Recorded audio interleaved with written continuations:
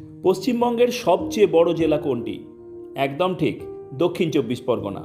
পৃথিবীর বৃহত্তম ম্যানগ্রোভ অরণ্য সুন্দরবনের একটা বিশাল অংশ এই জেলায় অবস্থিত।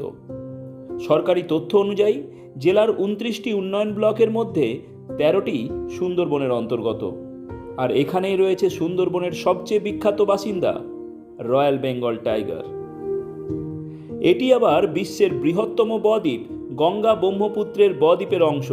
এখানেই রয়েছে অসংখ্য নদী, খাঁড়ি, দ্বীপ, চর, কাদাময় জলাভূমি। দিনে দুবার জোয়ার ভাটার প্রভাবে এই অঞ্চলের জল এবং ভূমির চেহারা দ্রুত বদলে যায়। এ যেন প্রকৃতির তৈরি এক জীবন্ত ভূগোলের গবেষণাগার। দক্ষিণ চব্বিশ পরগনার উল্লেখযোগ্য পর্যটন কেন্দ্রগুলি হল সুন্দরবন, বকখালি, ফ্রেজারগঞ্জ, গঙ্গাসাগর, ডায়মন্ড হারবার। হিন্দু মহাতীর্থ গঙ্গাসাগর সুন্দরবন অঞ্চলের বৃহত্তম দ্বীপ সাগর দ্বীপে অবস্থিত।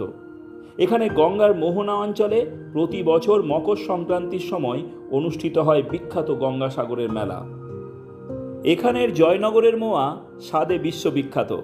শীতকালে খেজুরের নলেন গুড় এবং বিশেষ ধরনের খই দিয়ে তৈরি এটি বাংলার অন্যতম জনপ্রিয় ও ঐতিহ্যবাহী মিষ্টান্ন।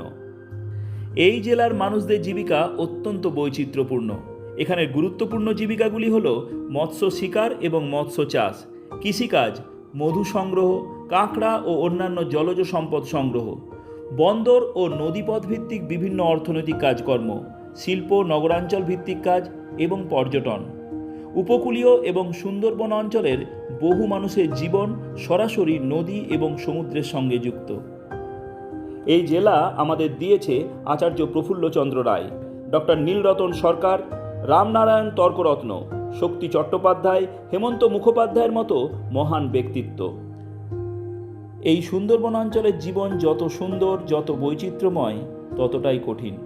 এই অঞ্চলের মানুষকে মোকাবিলা করতে হয় ঘূর্ণিঝড়, জলোচ্ছ্বাস, নদী ভাঙন, লবণাক্ততা, বাঁধ ভেঙে বন্যার মতো নানান প্রাকৃতিক সমস্যা। তবুও সুন্দরবনের মানুষ প্রকৃতির সঙ্গে লড়াই করে নিজেদের জীবনকে এগিয়ে নিয়ে চলেছে। তাই দক্ষিণ চব্বিশ পরগনা শুধু পশ্চিমবঙ্গের বৃহত্তম জেলা নয়, এটি প্রকৃতি, ভূগোল, ইতিহাস, সংস্কৃতি এবং মানুষের সংগ্রামের এক অসাধারণ মিলনভূমি।